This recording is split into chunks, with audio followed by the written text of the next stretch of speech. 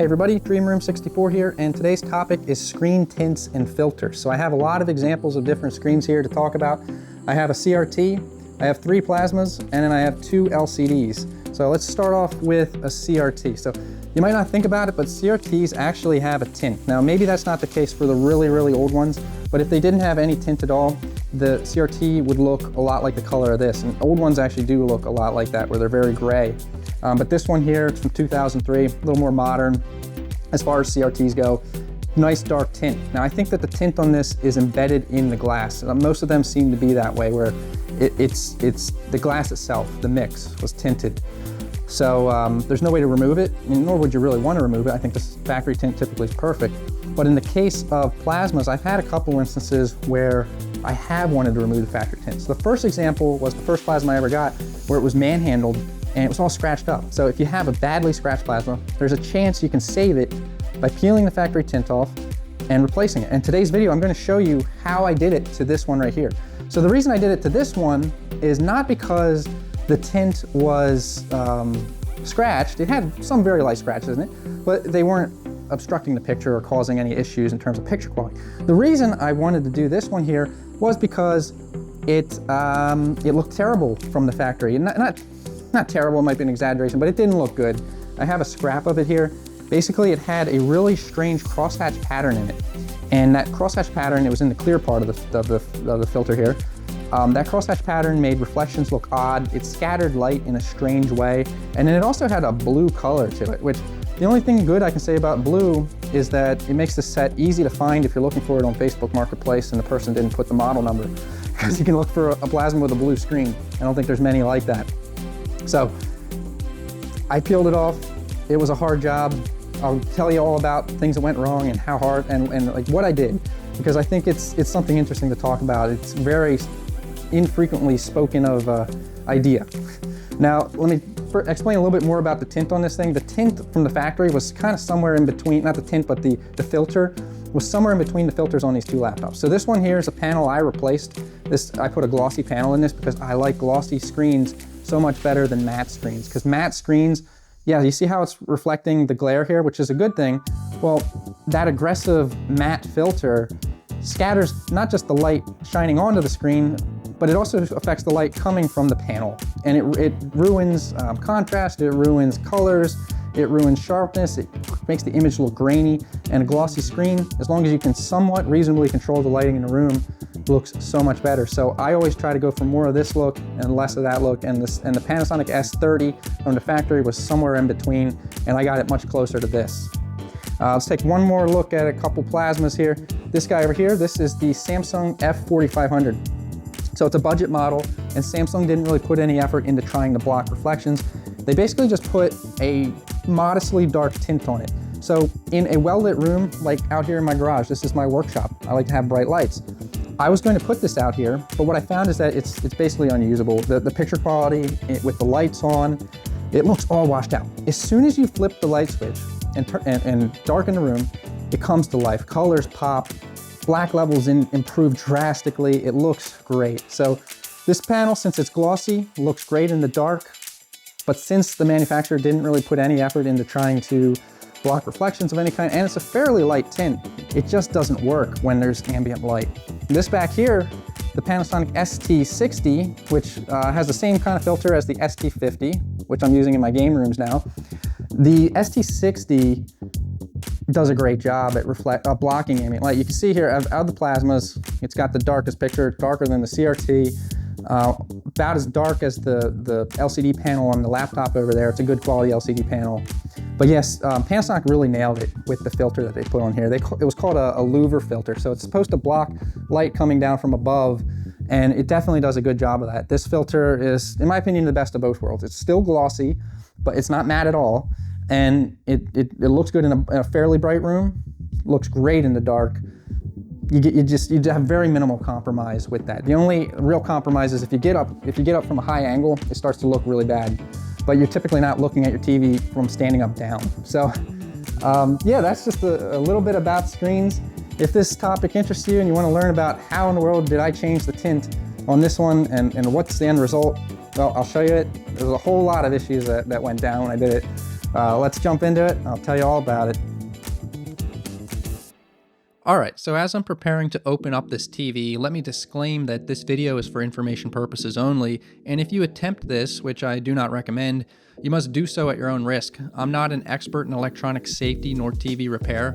I went to college for accounting, not anything related to electronics or engineering. Every plasma TV and monitor has warnings on the back about electric shock risk. Although the TV I'm working on is unplugged, as it should be, there could still be some charges held in the capacitors, so please understand that there is some risk to yourself and the plasma TV in tearing it down. Even just the edges of the sheet metal back can cut you, and the actual tinting process that I'll show is pretty frustrating, and I'm working with a 42-inch panel size here, which is on the small side for plasmas, and I still had a challenging time with this project, even though I've done a similar project in the past. I'll be peeling the tint off, which works in the case of a plasma, but if this were an LCD TV, I might have ended up peeling the polarizer filter off and rendering the TV useless, so it's another thing to keep in mind. With those warnings made, let's get into it. With some TVs or monitors, I'll consult the service manual for proper disassembly procedures, but in this case, I winged it. I mean, this TV looked simple enough. There are a lot of screws on the back of plasma TVs, but they're generally manageable with some cares. The screws here come in different sizes, but I just sort them out as I'm taking it apart.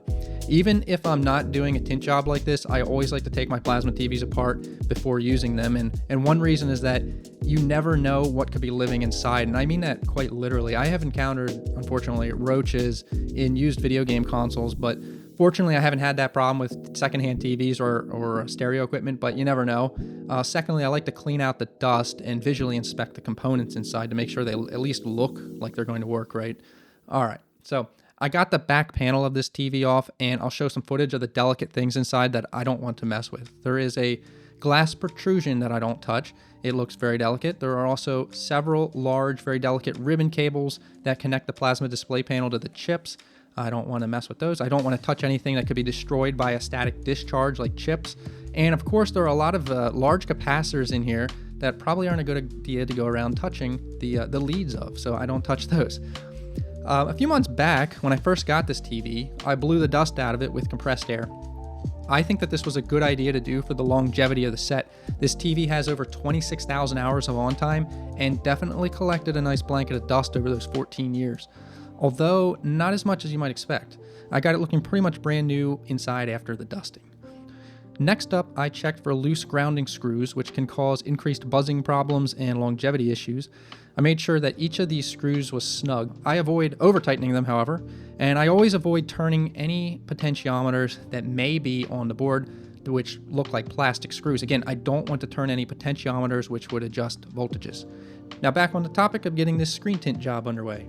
Something great about this task of changing a screen tint is that I didn't have to remove any of the boards from the back of the panel. It was just a matter now of getting the plastic bezel separated from the panel, and it was held on with one type of screw, a larger silver screw with fairly coarse threads. But there were a couple of hidden screws. There was one under each of the speakers, so I had to temporarily pull those speakers off to remove the bezel screws underneath. And I found that there was another concealed bezel screw underneath the base stand support bracket. So I removed that and found the one screw under there.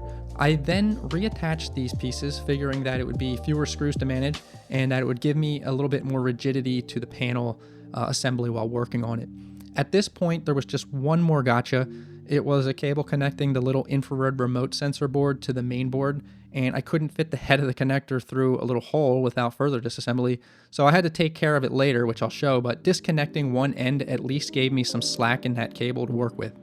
I was about ready now to flip this TV over to release the bezel, but before doing so, I decided to partially reattach the back panel to protect the boards from my working surface and to give me more rigidity to the panel. Flipping it over, we get one last look at that murky blue panel before I start to make things right. The bezel now lifted right off, tethered only by that one pesky cable. With the slack I had in that cable now, I was able to work with it and unscrew the single screw holding it to the bezel. Now taking a close look at the almost bare plasma display panel, we can see that indeed the front filter is a film with distinct corners itching to be peeled. You can see how this film has an odd texture to it that unflatteringly diffuses the overhead garage lights. There was tape of some sort around the perimeter of the panel, which I had to first peel off. It left some residue, but I wasn't too worried about this. I just gently worked my way around and peeled it back. being mindful that I was in close proximity to the fragile ribbon cables. I now began my filter peel process. It lifted up easily enough with just my thumbnail, but it was leaving behind the blue adhesive. I tried to use a heat gun on a low setting, but that didn't really help. And I didn't want to scorch the panel or those delicate ribbon cables, so I only briefly attempted to apply heat like this. I didn't want to ruin anything. I then took a shot at peeling the other corners, but without any better luck. That blue adhesive is just stubborn. It wouldn't easily wipe off. So after attempting and failing at each corner, I gave up and just decided to peel the whole film off and hope that I got a little bit with it in the process. And I did get lucky in some areas and some came off with the film, but for the most part, it was left behind.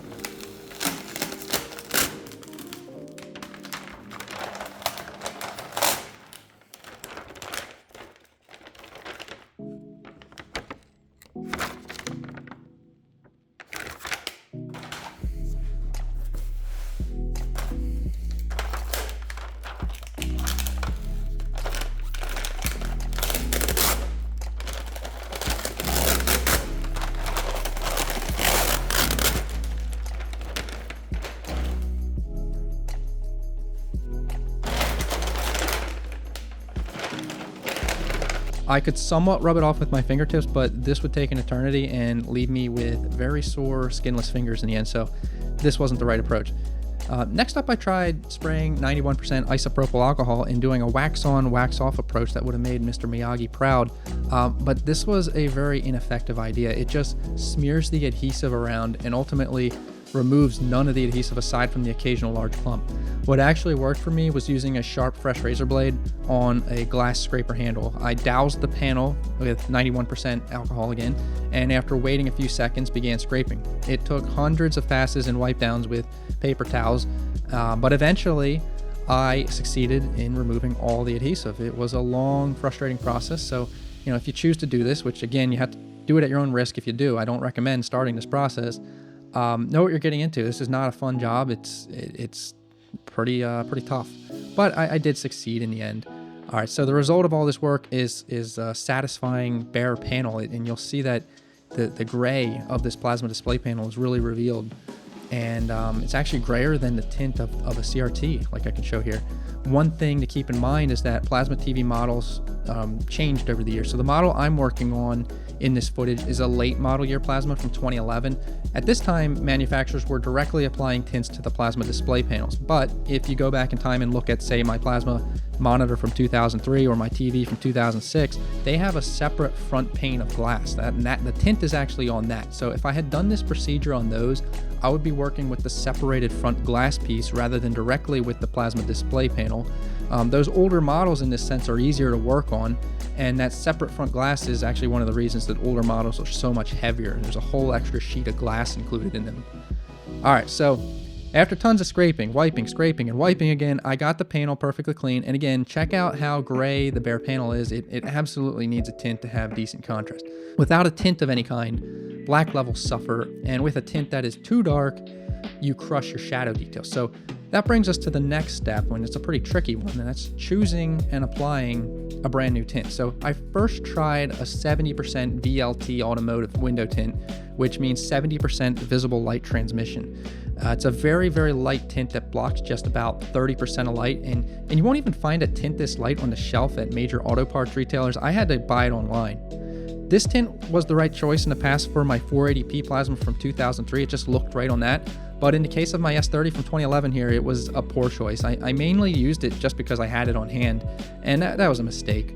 So before applying the tint, which is a very wet job, I taped the edges of the TV with painter's tape. I needed to leave enough excess of the panel exposed without tape so that the bezel, once reattached, would fully cover the tint edges when complete. After thoroughly taping the edges, I vacuumed my workshop a bit and let the dust settle because I didn't want any dust between the panel and the tint film. I also lint rolled my sleeves and torso to remove cat fur and other debris. I had this cat's hair all over me, and you don't want that in your work. So with the dust settled, I gave the plasma one final wipe down with TV cleaner, ensuring that there were no streaks on the glass. Now in the footage I have of this tinting attempt here, my first attempt, I'm not showing a proper tinting technique. I messed it up. Liberally spraying the panel was the right choice, but I should have then laid the tint sticky side up, peeled the protective layer, and then absolutely doused that revealed sticky side with the spray. I then should have flipped the tint over and gotten it into place. Since I missed this critical step of spraying the adhesive side thoroughly, what happened was the adhesive bonded too quickly to the glass and I couldn't freely move it around to get it into position to remove the bubbles. I trimmed the excess edges of the tint using a razor blade. This step at least went smoothly and was very straightforward, but yeah, I can't say the rest went smoothly in this tinting process. I'll revisit it again in this video later with a different tint because yeah, I totally messed it up in this first attempt. Let's move on now to talk briefly about foam. Plasma TVs usually have foam strips inside, usually surrounding the panel and speakers. The foam rots after several years. The foam bordering the speakers in this TV was still intact but showing its age, so I decided to peel it off the speakers to avoid a future mess. A little heat from a hairdryer really helped here. The thicker foam surrounding the panel in this case seemed fine. I didn't bother replacing the foam around the speakers since I will not use the built-in speakers and I'm not worried about them rattling, but if I had chosen to replace the foam, I would have used rubber weather seal from a hardware store. It's actually what I used a few years back when I did a tint procedure on my 480p plasma to remove scratches. The foam between the front glass and the plasma display panel in that model was flaking off due to age, and I don't have any footage or pictures of that, but it made the screen look dusty and dirty. So a while ago I replaced the tint on that 480p plasma because it was scratched, and when I did so I picked a more premium rubber weather seal as a replacement for the rotten foam, figuring that it will hold up much longer than the cheaper style foam. And it worked perfectly, and over the past 3 years I haven't had any problems with that gap between the front glass and the plasma display panel in that model. Alright, so back to the Panasonic S30. Another issue I addressed while I had it apart were the bezel scratches. It looked pretty bad with tons of scratches in the glossy black plastic. So bad that I figured I'd give polishing it a shot even though I'm not experienced at that. So this was my first time ever using my random orbital buffer tool, but it did a great job. I just used 2 stages of Novus plastic polish, 1 and 2. I may not have used a perfect polishing technique here, but I got a great result, so I can't complain. The scratches are significantly reduced and the bezel now looks almost new. It's a really remarkable improvement. At this point, I hadn't realized just how badly I had botched the tint job. I was sort of in denial and wanted to push forward and finish the job. The next step was to retape the panel edges. So I picked the type of tape that seemed to be suitable enough as a replacement for the factory tape that I had previously peeled off. This tape that I found wasn't perfect, but it seemed good enough, so I went with it. After finishing the retaping, I came to terms with my mistake and decided to track down a replacement tint to redo the job. I wanted to not only get a better tint result, but I wanted a darker tint too, but not too dark. The tints sold at Home Depot weren't a suitable choice. I decided to check there since I was there. They were pretty expensive and they weren't really the right thing to use. They were marketed as an interior window tint for your house, but just weren't the right fit. And they didn't disclose how heavy of a tint they were, and many of them had a strange texture too. So funny enough, I found the most suitable tint at Walmart for about $11. The packaging even had a little sample window to show the product. I brought a sample of my TV's tint in and compared it in store. It looked pretty weird, but I did it anyway. 35% VLT, the lightest tint they sell, is what I settled on. 20% is too dark and 5% is way, way too dark. I had to keep in mind that the darker the tint, the harder I have to drive the plasma panel to output suitable light. So I used the cheapest grade of tint here. No need for any of the fancier upgraded tints. And of course, this tint is marketed for automotive use only, but you'll see that it worked fine on my TV. Next up, I had to undo my first tint attempt, and wow, did I make a mistake in allowing the adhesive to begin curing overnight. The tint left behind most of its adhesive, and I had to clean it off. At least this adhesive was substantially less stubborn than the factory adhesive. It took several minutes to clean off nonetheless, and I really should have just peeled it off as soon as I realized my mistake. But, it was a lesson learned. Alright, the roll of tint from Walmart has enough for exactly 2 attempts on my 42-inch TV. I, of course, messed up my first attempt with this new tint roll, and I had to clean the panel again after that because some of the glue stuck down onto it. On the second attempt with this new tint, and third attempt overall, I finally used an effective technique where I adequately sprayed the adhesive side of the tint before flipping it over onto the wet panel. The wet panel combined with the wet adhesive side of this made the film very easy to work with. I was able to smooth out nearly all of the bubbles and debris and get a very clean result. I was extremely liberal with spraying the solution.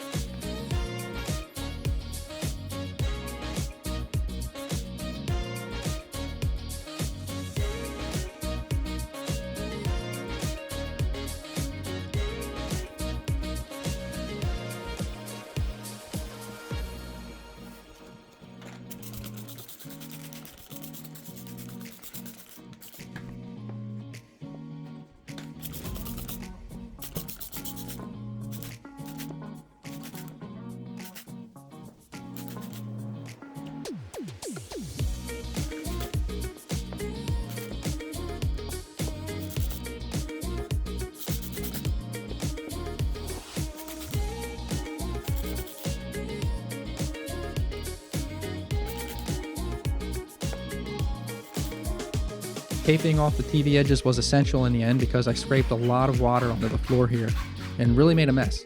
As done before, I trimmed the excess edges of the tint. I'm not sure if this tint would fit a 50-inch panel. I don't think that it is tall enough, but it certainly got the job done for this 42-inch model.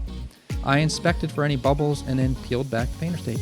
At this point, I set the 3 different tints side by side, the 70%, the 35%, and the factory tint. And the 35% that I chose really is a good replacement, very close to the factory tint, but without the blue color and hazy look. Now this video wouldn't be complete without one more mistake, would it? I prematurely and too aggressively wiped the front of the tinted panel off, and in this process I lifted a corner of the tint, which introduced a bunch of bubbles. It really looked bad. But I was able to peel it back, respray it, and then squeegee the mess almost back to how it should be. So it cleaned up pretty well, but it was a little bit of a scare here after I thought I was done the job. So I should have waited longer before wiping the smudges, but I learned another lesson there.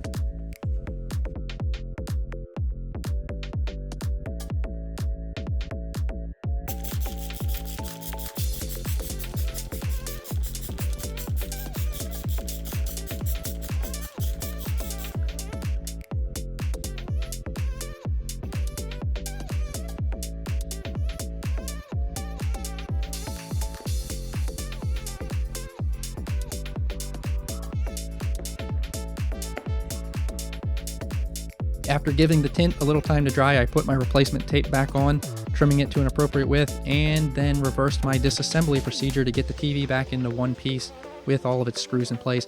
And fortunately, that part went smoothly. I'm pretty good at least reassembling the TV.